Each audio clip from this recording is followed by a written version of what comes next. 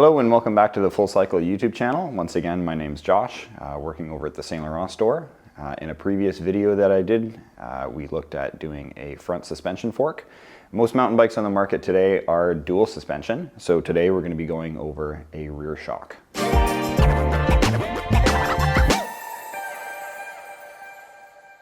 Today we've got a RockShox Super Deluxe Ultimate. We've already got our parts kit set aside here.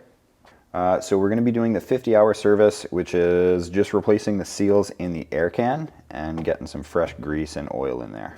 Alright, so the first step is going to be to check the air pressure so that we know what to pump it up to afterwards. Whenever I service shocks in the shop, I always record the settings. If you're doing this to your own shock, you probably have some idea what your settings are. So in this case, we're looking at about 154 psi. So I'm going to go ahead and remove the pump now. And then the most important part of this operation, on just an air can, we're not actually going to need to adjust any rebound or compression settings like we would with a full overhaul of the shock. But we do need to empty the air can. You have a hard time getting the air can off the shock with that pressurized. And you definitely don't want to open it up with all that pressure in there. So this shock here actually has some RockShox specific hardware that uses bearings in it. So we're actually going to have to unbolt that. Other shocks might have like a 30 mil wide hardware, and that stuff, it's all got to come off because this guy here is not going to clear the corners of the hardware. So whatever your hardware looks like, if it's narrow enough, you might be able to get away without removing it. But in this case, we definitely do need to remove it.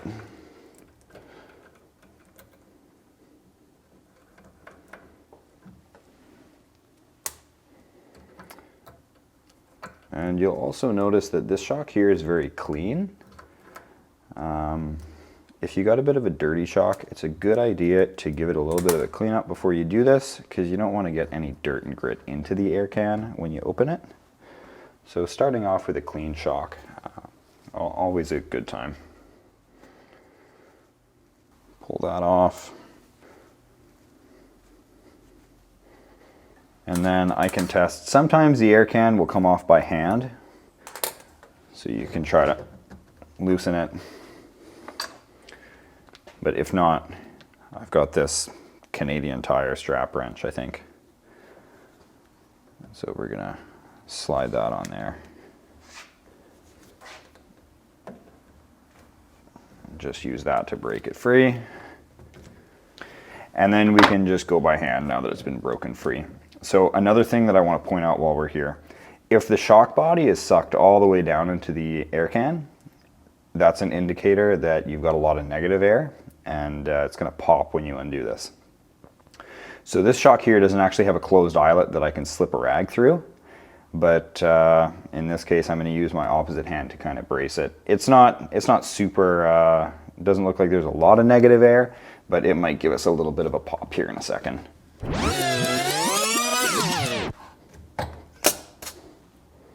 Oh, maybe not. Let's deal with the air can before we get back to the actual shock. So just pulling all these guys out. There's a little O-ring right up here as well. And then I've got a pick here as well. You want to be really careful that you're not going to scratch your air can. You can use plastic picks as well. I find the plastic picks are a little too flexible and just don't do what you need them to. I'm going to be really careful here.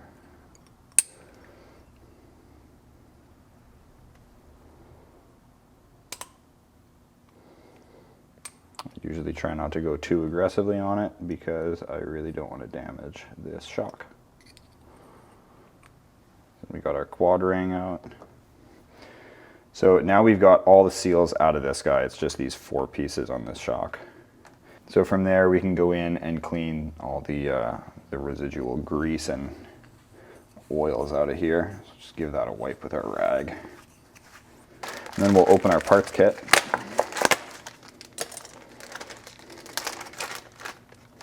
So in this kit we've got our dynamic seal grease, we've got some oil, all of our replacement O-rings, quad rings, and bushings. Our next step is going to be to oil the O-ring a little bit before we get it back into the shock. So I just give it a little film of oil there just to prevent it from drying out over time, keep it slippery. We'll pop that guy there in. And then on top of that O-ring, a quad ring, excuse me, we've got our bushing. Just gonna pop that there. That's gonna go right in. And then finally our dust wiper. Okay, pry that in.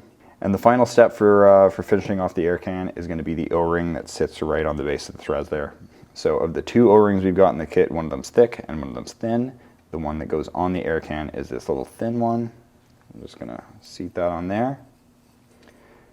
And then, just to get this prepped for reinstall later, I'm gonna get a little bit of this dynamic seal grease, pop that in there, and then I'll just spread it around with my finger. And that's it. That's all set for the reinstall. Now that we've got the air can all wrapped up, now we're moving on to the shock here. So I've got this top out bumper. We're gonna pull that apart. Just give that a little wipe and set that aside on the bench. I'm gonna give this all a little wipe. Sometimes you get a little dried up grease and stuff in the little ridges down there. So what I do here to get these guys off, just a little pinch, and then that goes there. I'll just pull that up, and now these bushings are split. So they're very easy to get off by hand, and then right into the garbage. With those off, over here, I like to kind of get the rag in there, give it a little wipe in there just to clean all that up. And then we're back to doing new bushings. And so you'll see here, I've got a thick one and a thin one, and this thick one actually has a slight angle to the side of it. It's hard to see in the camera, but you will see that there's a bit of a taper there. So that tapered side points upwards on the shock. So from here, just pop that in. And again, the narrower side is upwards, and then it tapers out this way. Next thing on the shock is going to be this quad ring, which I've already oiled, just like we did the one that went into the actual air can. So then here, we'll just get this on, push it around. And then the final bushing goes in there as well. So pop that on there. And then we can slide our top out bumper right back on. So for the next one, I'm actually going to flip the shock around so that you guys can see it as well.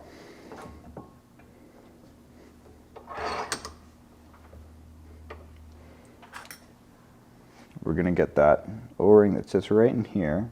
So again, very, very careful with my metal pick.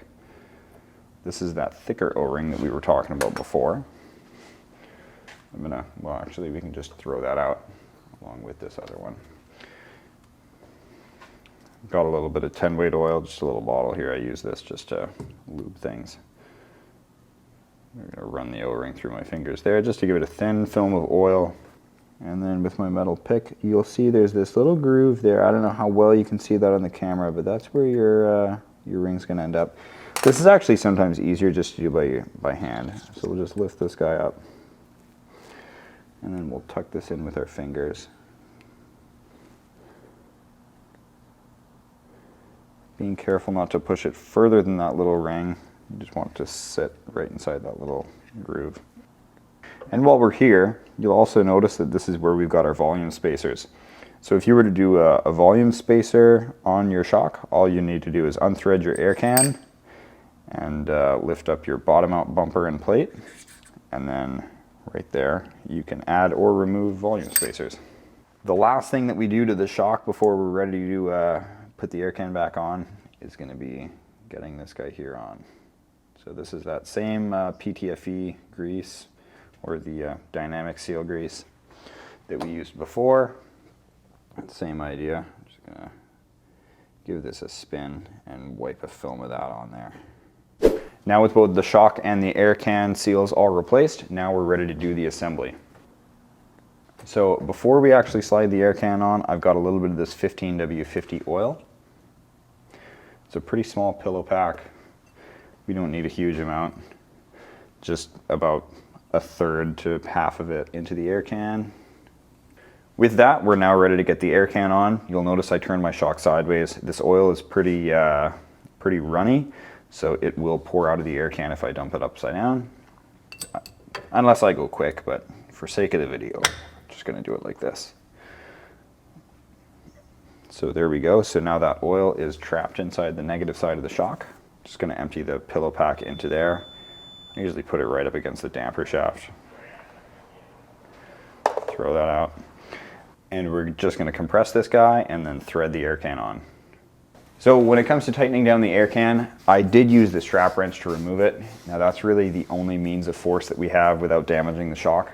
So I usually prefer not to use the strap wrench to tighten the shock on. I don't want to go too tight and then be unable to remove the air can in the future. So typically, if you got good grip strength, hand tight's all you need, and you can go right up until these stickers kind of line up with the piggyback. And that indicates that it's threaded all the way on. So just give this a good force, and that's going to be all set. It also tightens up quite a bit once air is added. Once there's pressure in there, you will not be able to spin it. So there's not really any worry about this coming loose. The other thing we're going to do now is wipe off all this excess grease. Clean up around this dust wiper. And then that's pretty well it as far as the service goes. Now we just got to add the air pressure and put the hardware back on. And of course, can't forget the phonometer here. Pop that on there. Then I'm going to hook up my shock.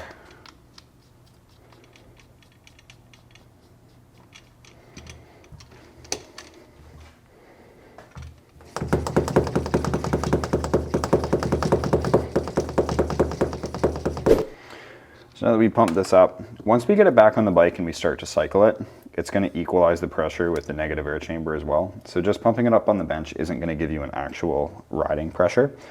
So always keep that in mind. Once your shock's been fully deflated, you're going to need to cycle it a little bit. So all that we got left to do now is get the hardware back on the shock. So for this hardware, I'm going to give it just a little bit of grease here. So this is different from the PTFE grease. It's just a normal like assembly type grease. Just doing this because we don't want the hardware to creak while we ride the bike. That would be quite annoying. Slap all that in there. And we got our 2 screws.